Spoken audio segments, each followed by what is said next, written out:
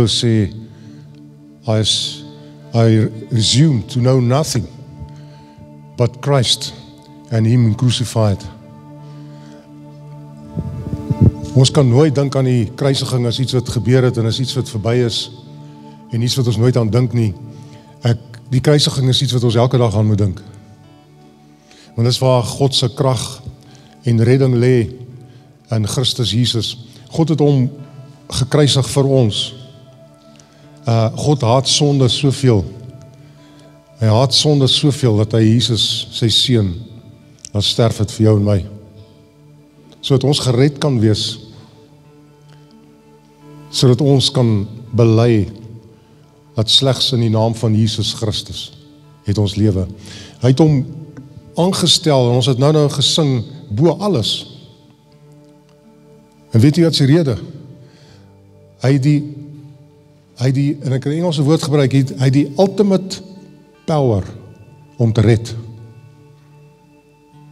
Hy die ultimate power om te red. Volgende Sondag wil ek graag verder gaan met die opstanding oor die krag van redding in Christus.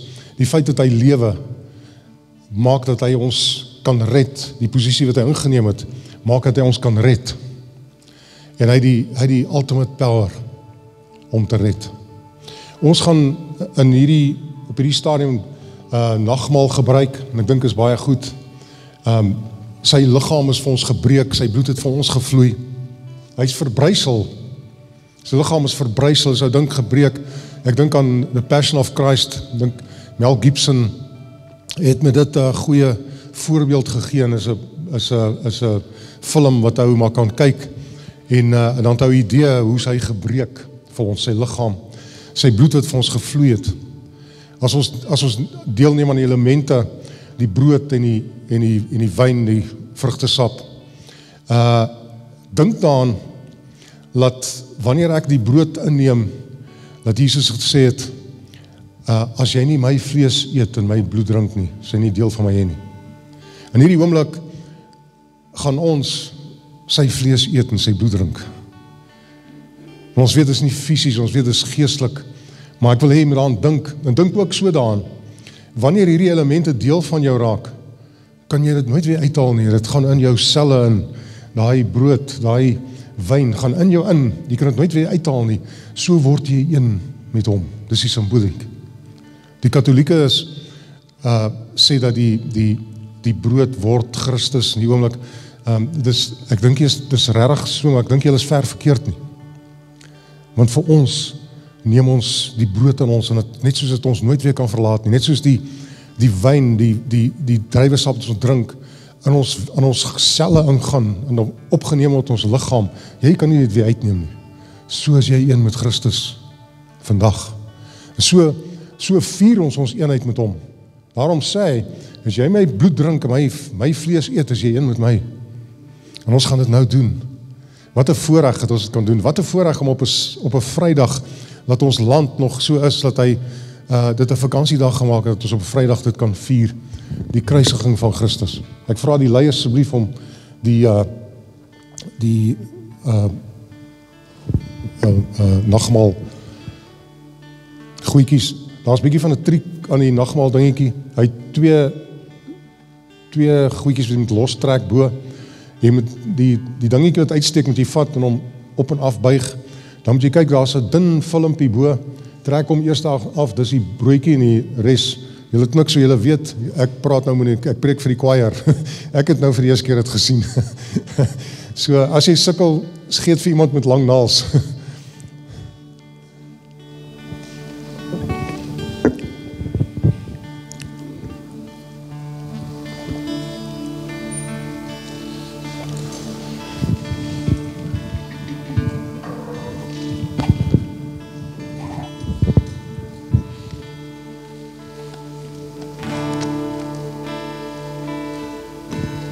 Were you there when they crucified my Lord?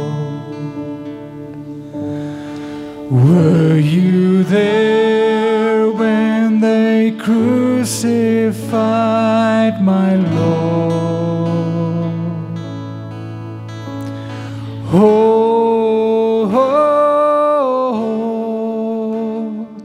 Sometimes it causes Ons kry die broodjie gereed. En sodra jy dit gereed het, neem deel en neem dit en eet. En ons dank die Here vir sy liggaam wat gebreek is vir ons.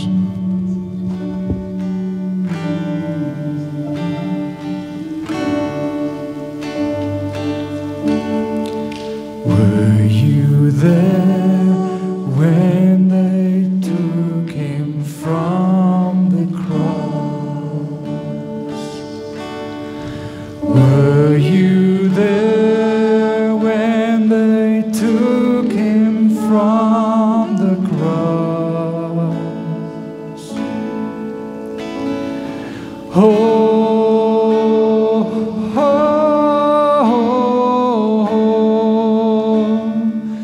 Sometimes it causes me to tremble, tremble, tremble.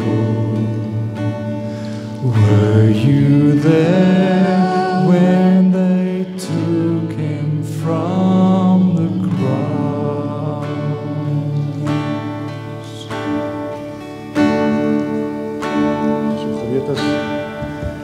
Gereed is, kom ons neem die bloed van Christus wat ons gevloei het.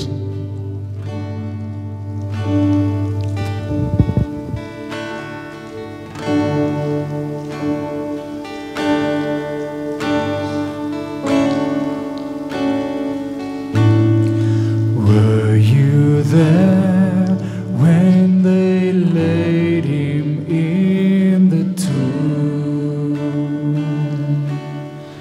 Were you there when they laid him in the tomb?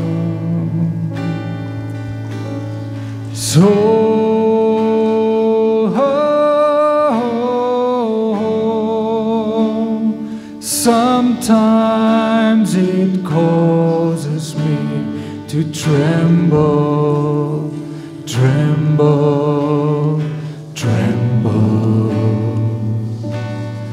Were you there when they laid him in the tomb? Were you there when they laid him in the tomb?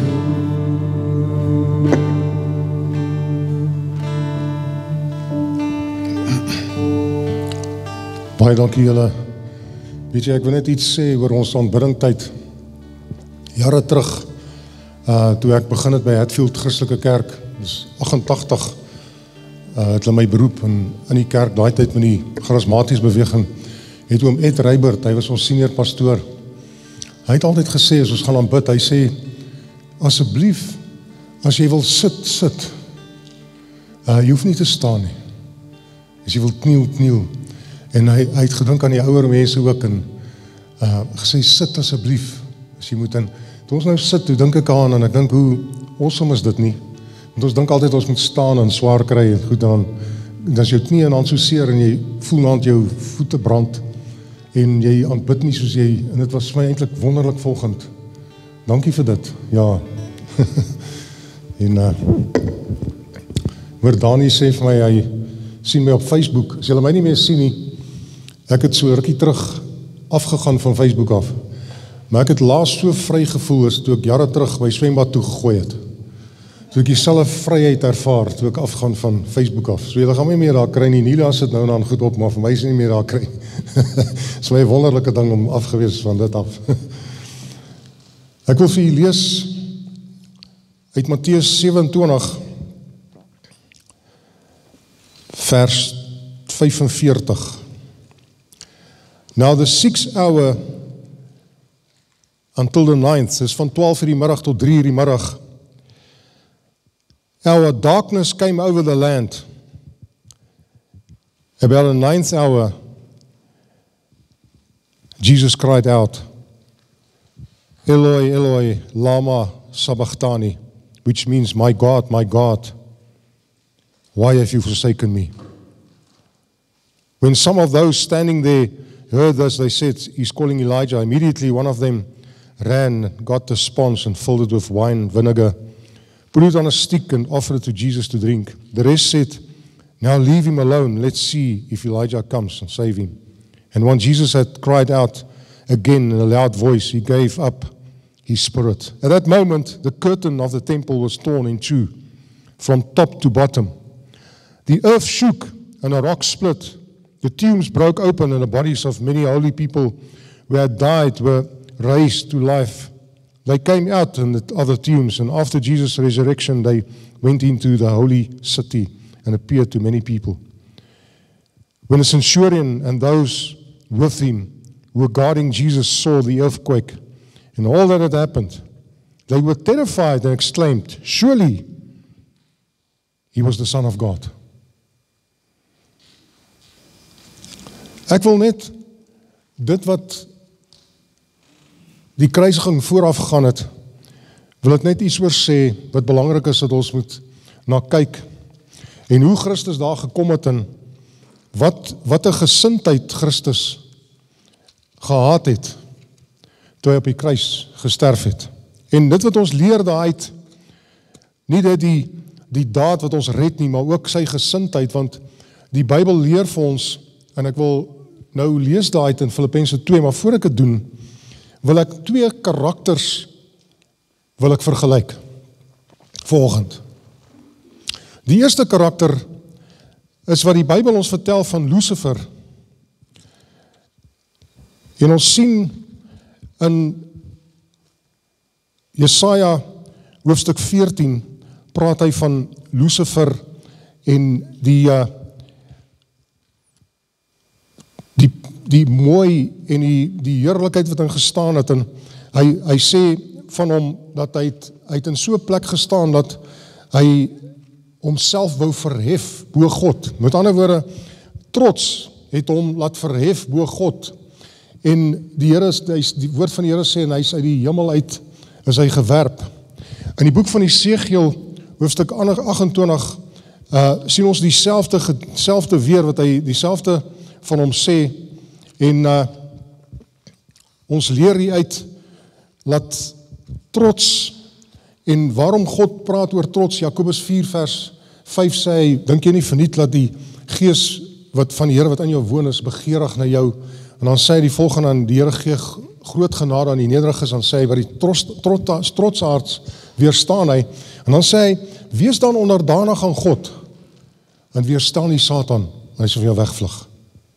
Wees dan onderdanig aan God.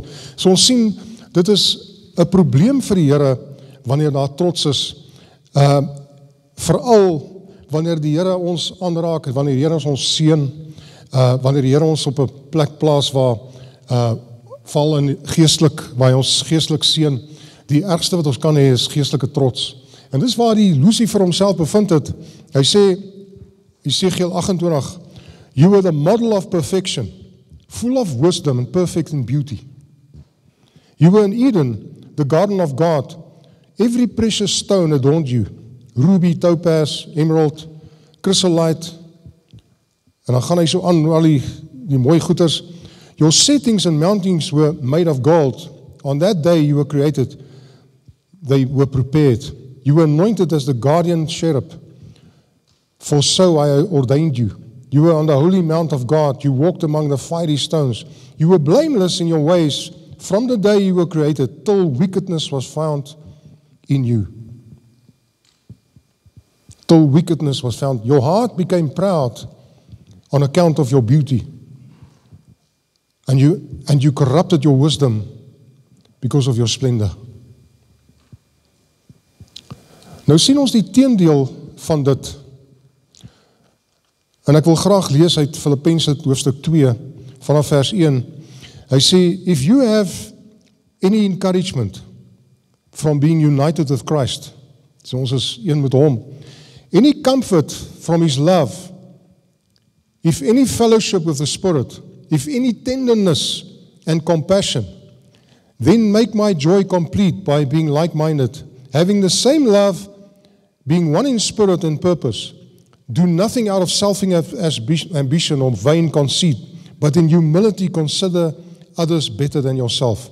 Each of you should look not only to your own interest, but also to the interest of others. Your attitude should be the same as that of Christ Jesus. Hier kom ons met sy karakter.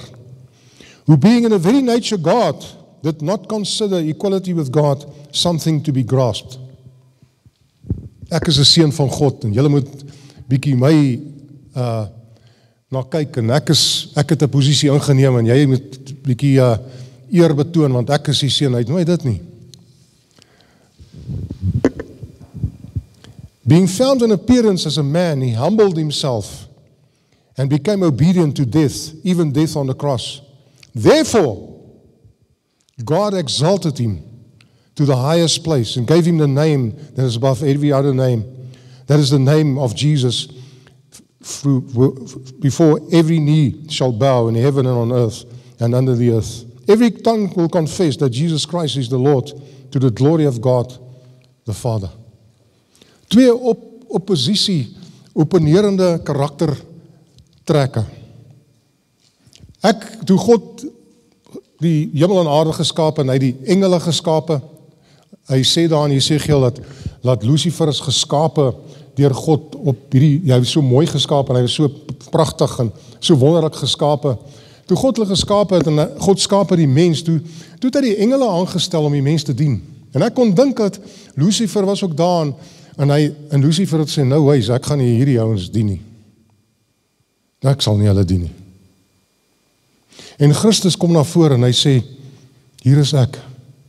'n liggaam het u vir my berei. 'n liggaam het u vir my berei. Ek sal u dien tot die dood. Ek sal sterf vir hulle. Dis die twee opponerende. Nou moet ons kyk die autoriteit wat hier plaasgevind het deur sy nederigheid, die offer wat hy gebring het,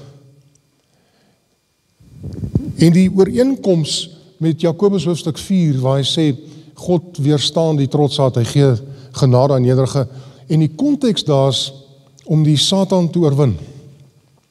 Hoe oorwin ons hom? Deur dieselfde gesindheid van Christus en nederigheid. Nie die arrogansie nie. En ek wil dit net inbring, want die hele kruisboodskap is juist die oorwinning vir ons, dis ons oorwinningsboodskap. Maar vir my en jou is ons pad wat ons loop en ons voorbeeld is Christus, die nederigheid, die absolute gehoorsaamheid aan God, dat hy vir ons, dat hy 'n menslike vorm aangeneem het mee te begin, maar daai liggaam gegee het. En in dit, die Satan oorwin het, nou sê die skrif ons hier, ons moet hom navolg. Moenie ouens navolg met 'n wit baadjie en 'n rooi broek wat praat op die TV, wat nie volgens die woord praat nie. Nie dit doen nie. Hier is die voorbeeld.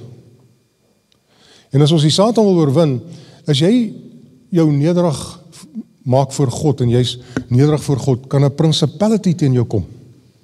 'n principality, ekskuus, ek het al my teologiese opleiding is in Engels gewees. en dis magte en kragte kan teen jou kom. Gaan jou niks maak nie. Want jy is nederig onder God. Jy moet net nie dink as jy, of daai nie. In Christus, Paulus sê, I resume to know nothing but Christ and him crucified. Dis kom, ek wil hom onthou. Dis kom, ek deesdae dra ek 'n crucifix, want ek wil onthou, die ouens sê vir my, en is snaaks genoeg is, meeste net die charismate wat het vir my vra, maar hy is mos nie meer op die kruis nie. Ek weet vir sure weet ek, hy is nie meer op die kruis nie. Maar ek onthou hierdie. Hier is waar alles begin en eindig. Is hierso. Duisternis het oor die aarde gekom. In Amos 8 vers 9 is het geprofeteer. Dis 'n oordeel van God. God se oordeel het oor Christus gekom. In daai oomblik het God se oordeel, het hy alles op hom geplaas, die sonde. Jy sien, God, ons moet verstaan dat hy haat sonde. En dis kom hy dit doen. Hy haat sonde. Dis kom hy dit doen. Hy is 'n liefdevolle vader maar hy haat sonde, want hy weet die sonde vernietig ons, hy weet die sonde verwyder ons van hom, en daarom het Christus hierdie gedoen om ons vry te maak van sonde en ons te help en te lei. Sy vrymakingskrag is juist dit om ons te help dat ons oorwin in hierdie lewe. So dis 'n oordeel wat gekom het oor hom. In 2 Korintiërs 5 vers 21 sê, God made him who had no sin to be sin for us, so that in him we might become the righteousness of God. So hy kyk na hom en hy sien, as hy hom sien hy my. En my is verkeerd, my sondes. As hy na hom kyk. En as hy na my kyk, dan sien hy Jesus.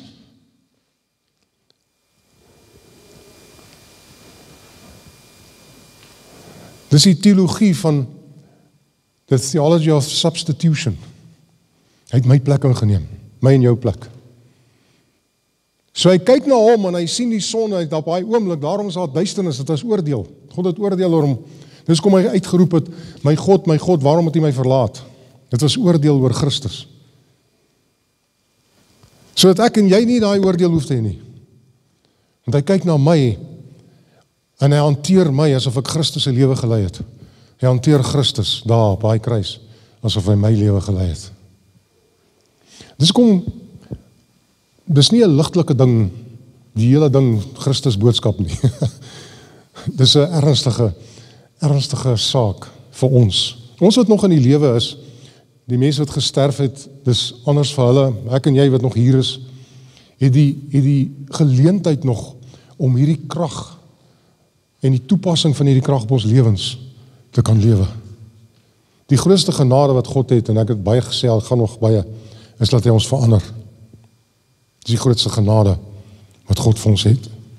Hy sê Kolossense 2 vers 13 tot 14, when you were dead in your sins and in his uncircumcision of your sinful nature, God made you alive with Christ. He forgave you us all our sins. Verse 14, having cancelled the written code with its regulations that was against us and stood opposed to us, he took it away, nailing it to the cross. Ek staan gister en ek is 'n bietjie van 'n koffiesnop, maar ek's nie 'n masjienhou nie. Ek is 'n eenvoudige mens. Ek het een van hierdie Bialetti potte, is hierdie Italiaanse, ken jy die Bialetti pot? Is hierdie wat jy het op 'n stoof, maak jy, want dan is niks elektrisiteit of iets nie, is die Real McCoy. Nelia sê, niemand maak so lekker koffie soos ek nie. Nou het ek op die gaskoof, my gasstoof het, ek het nie ek moet nou goed van die plaatjies skryf wat jy die gat mee toemaak, wat jy 'n ding kan opsit. Nou is hy bietjie klein, hy maak dit net.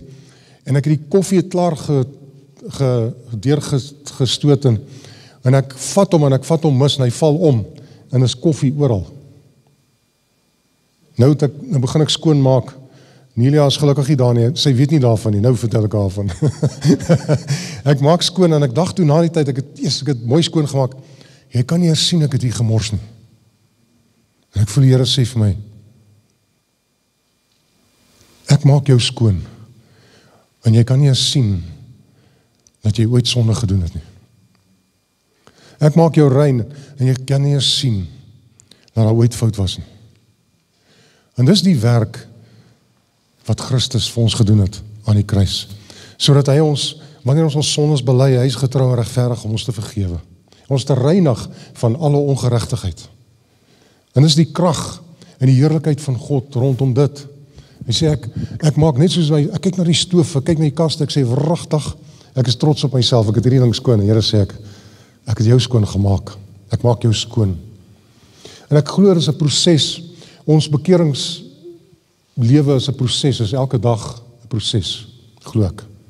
Elke dag moet daar bekering in my hart wees, want ek moet verander na sy beeld. Die volgende ding wat gebeur het is, die tempel veil, die gordyn het in 2 geskeur. Dit is wat die allerheiligste van die res van die tempel geskei het. En hy skeur van bo tot onder, skeur hy in 2. En dit is simbolies of dit het bewerkstellig dat God ons het die toegang tot God in Christus se naam, kan ek en jy met die Vader praat. Vir die heel eerste keer kon dit gebeur. Toe Christus sterf, toe skeur daai voorhangsel en ons het toegang tot God. Ons het die vrymoedigheid om God te nader. Dis die mooie ding. Ons kan in gebed God nader. Ons kan in gebed God nader en die mooie ding is ook dat in die Gees help hy ons nog om te bid ook. So daar's 'n vrymoedigheid wat ons het met God die Vader. En ons kan hom noem Abba Vader as gevolg van dit wat hy gedoen het vir ons. Ons kan God nader. Die aarde het geskeur, daar was 'n groot aardbewing.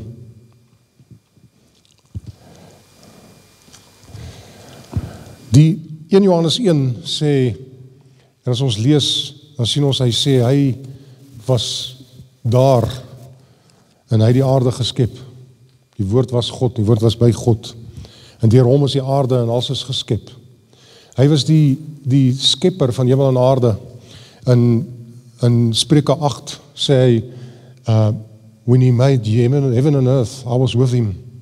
I was a co-creator with him. And my joy and my delight was in him. And my delight was in mankind, sê hy. Hy was daar, hy het die hemel en aarde geskep. Die skepper van hemel en aarde toe hy sterf, toe reageer die aarde deur te skud. En die gevolg was dat die sensore en die hoofman oor 100, hy het, ek glo, hy het seker meer as 1 of 2 ouens al gekruisig. Dis sy job gewees. Dis sy job gewees. En toe dit gebeur en hy kyk, hy sê, waarlik, hier is die seun van God. Herken hy. Dit is sy job, hy het baie van die gesien, maar hierdie is anders. Hierdie is anders. Of selfs die aarde het gereageer toe Christus sterf. Is baie anders. Hoe anders is dit? Christus, voor sy sterwe, was daar vergifnis. Hy roep uit, Vader vergewe hulle weet nie wat hulle doen nie. En dis kom vergifnis vir my en jou, is nie 'n gevoel nie. Hy het geen lekker gevoel gehad nie. Dit was glad nie lekker aan daai kruis nie. Daar's nie 'n lekker gevoel van warm om die hart en emosionele lekker ervaring en daarom vergewe hy nie. Hy het besluit, ek vergewe. Dis kom vir my en jou, is vergifnis 'n besluit. Dis nie 'n gevoel nie. Dis 'n besluit wat ons neem en God help ons, want Jesus het hierdie aan die gang gesit en is momentum. Wanneer ek vergewe, sit hy 'n hele momentum aan die gang vir genesing en herstel. So ons vergewe nie net omdat ons lekker voel nie. In die sensoriën, hierdie hoofman oor 100, het hierdie aanskou. Daar was genade en liefde betoon. Een van die sondaars langs hom, sê die Here Jesus vir hom, vandag sê jy saam met my in die paradys wees. Daarom weet ons ook, die heel eerste plek waar Jesus was na sy sterwe, sy gees, hy sê, Vader, in u hande gee ek my gees, en hy sterf, sy gees is direk paradys toe, heel eerstens. Dit weet ons, want hy het gesê. Maar daarna, sien ons, volgens die woord in 1 Petrus 3, wil ek graag vir u lees, vers 18.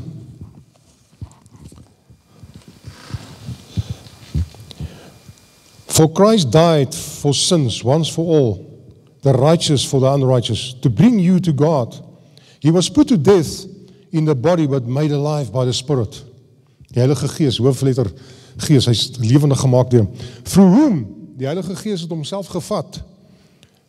Also he went to and preached to the spirits in prison, who disobeyed long ago when God waited patiently in the days of Noah with the ark was being built.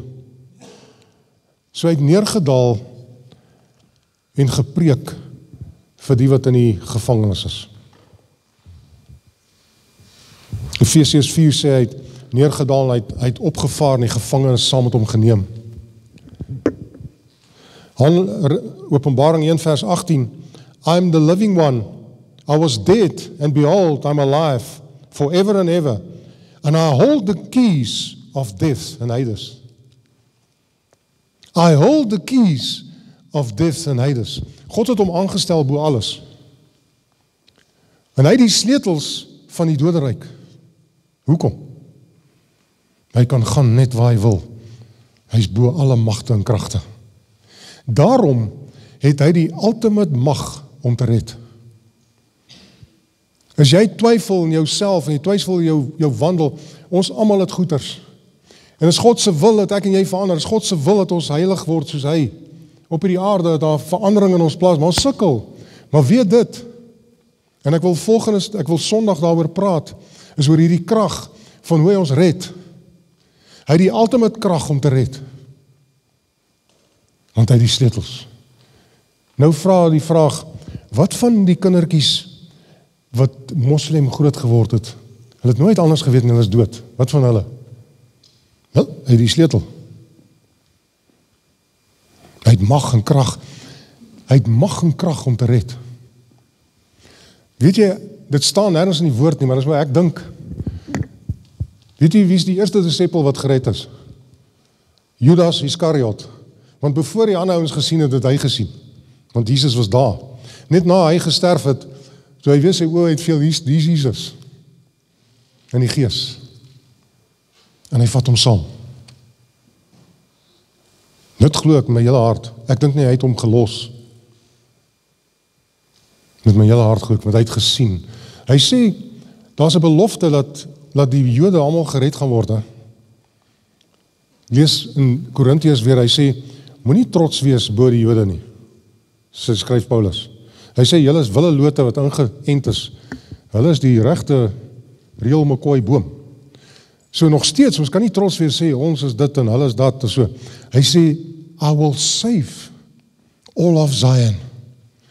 And every knee will bow, and every tongue will confess that I am the Lord. Hy het die sleutels.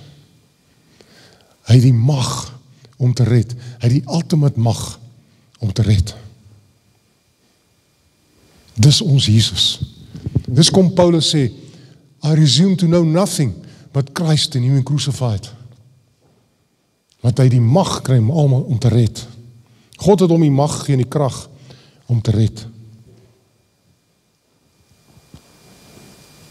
I am the living one.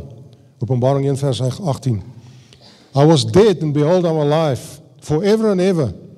And I hold the keys of death and Hades.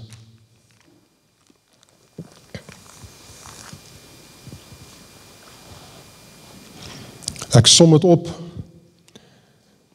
en ek wil weer teruggaan na Filippense 2. Hy sê, your attitude should be the same as that of Christ, who being in the very nature God, did not consider equality with God something to be grasped. But he made himself nothing, taking the very nature of a servant, being made in human likeness, and being found in appearance as a man, he humbled himself and became obedient to the death, even on a cross. Therefore God exalted him to the highest place and gave him the name that's above every name. That is the name of Jesus. Every knee shall bow in heaven, on earth, and on earth, and under the earth, under the earth. And every tongue confess that Jesus Christ is Lord, to the glory of God the Father. Every knee shall bow in heaven, on earth, and under the earth. Hy die sleutels. Hy die sleutels. Daar's mense wat baie vaskop aan dan sê, as jy eers gesterf het, daar's nie 'n way, wat kom ek sê vir jou, ek praat nou sommer net, ek is nie, hierdie is teologies, ek kan nie teologies back nie, maar as ek weet, hy het die sleutels, hy kan gaan waar hy wil, he. Hy het mag om te red. Die katholieke glo jy kan bid vir mense wat dood is, jy weet dit, hulle glo jy gaan na 'n plek toe en dan bid jy vir hulle, en weer eens, ek dink nie, dit is heeltemal reg nie, maar dit is ook heeltemal verkeerd nie, dink ek. Ek dink nie ons bid vir hulle help meer nie, maar Christus Dis te glo met my hele hart, want hy is aangestel oor alles en hy het die mag om te red. Hy het die mag om te red. Daarom ek en jy mag ons nie dit mis in die tyd nie, en ek wil hê ons moet 'n rukkie stil word, en ek wil weer daai beeld wat ek gister gehad het, van toe ek alles skoon gemaak, toe staan ek met trane in my oë, en ek dink, dit is so mooi, dit is skoon, ek kan nie sien dat ek gemors het nie. En die Here kyk, hy sê, ek het jou gemaak, ek kan nie sien jy het gemors nie. Ek wil hê ons moet net 'n rukkie stil wees en dink oor, is daar areas in my lewe waar ek battle, sê Here, geef my die krag van oorwinning, laat U nie sien dat ons gemors het nie. Dis wat hy wil doen, hy het genade op genade, elke môre is sy genade nuut, maar sy genade is groot genade daar is, laat hy ons verander. Weet jy wat is 'n groot joy? Want ons kan kyk en sien, hey, ek het verander. Ek en Hilia vertrou mekaar met ons lewens. Weet jy hoekom? Want ons weet, ons kan verander. Ek hou aan nie teen haar goed van, want ek weet, God het haar die mag gegee om te verander. Sy hou my nie teen goed wat ek gedoen het en wat ek, sy weet, God het die mag om te verander. Alles gebeur aan die kruis. Kom ons maak die oë toe, en ons sit net 'n paar oomblikke en sê, Here, ek wil net hierdie voor U bring, want ek het nodig, Here, om op 'n plek te wees wat U sê, ek het dit skoon gemaak. Ek kan nie meer sien na foutes nie. Dit lyk amper beter as voorheen. Ek het dit heeltemal skoon gemaak. As ons gesondig het, hy is getrou en regverdig om ons te vergewe, ons te reinig van alle sonde en ongeregtigheid. 1 Johannes 2 sê hy, maar as jy gesondig het, ons het voorspraak, Jesus Christus, wat vir ons intree. As jy op sondes bely, ons het voorspraak. Hy lewe vir ewig, om ons volkome te red. Sê Hebreërs 7 vers 25. Hy lewe vir ewig, om ons volkome te red. Here, ons word net stil voor U, en ons is net mense. Here, maar is nie 'n verskoning nie. Is net ons roepe na U. En ons verneder ons volgend voor U. En ons wil stil wees voor U, voor die kruis. Here, ons besef die krag van die kruis. En die krag op ons lewens. En Here, ons wil opnuut vanoggend net kom en ons lewens voor U stel en sê, Here, laat die kruis ons verander. Here, laat ons waardig lewe in die lig van wat gebeur het aan die kruis. Jesus, dat U ons plek ingeneem het vir God se wraak, vir sy kwaad, sodat ons kinders van God genoem kan word. Ons toegang het tot die Vader, deur U, Here. Kom ons dink, as daar areas, bring ons net voor die Here vanoggend. Ons word stil voor die kruis.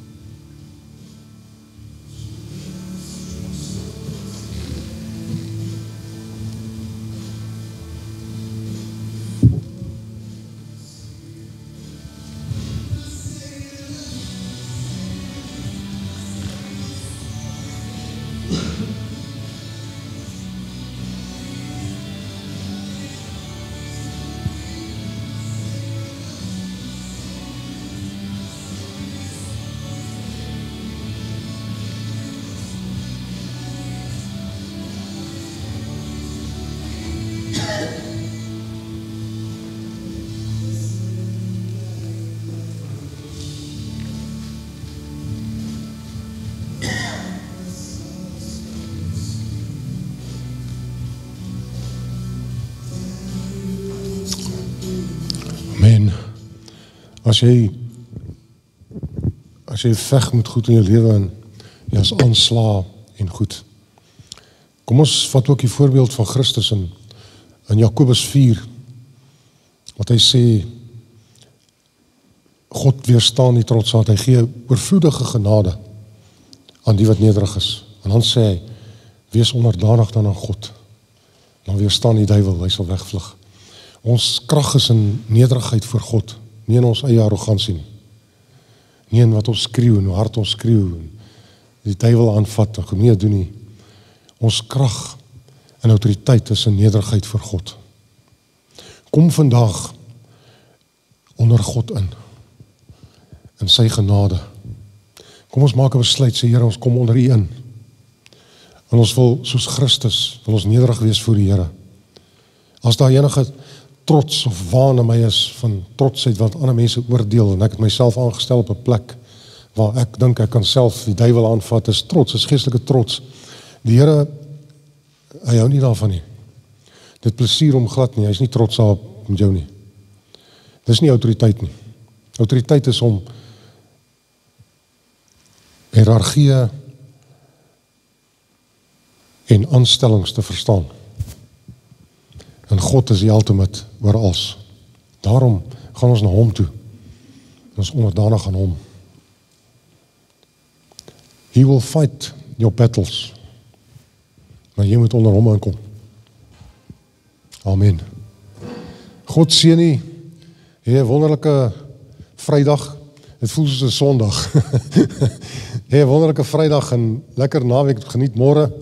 En ons sien mekaar Sondagoggend. Sondagoggend wil ek praat oor hoe God vir Jesus krag gee en hoe die krag werk in ons lewens nou om ons te red. Hoe Christus se krag in ons lewens werk nou in 'n werklikheid hoe hy ons red. Amen. Dis my eie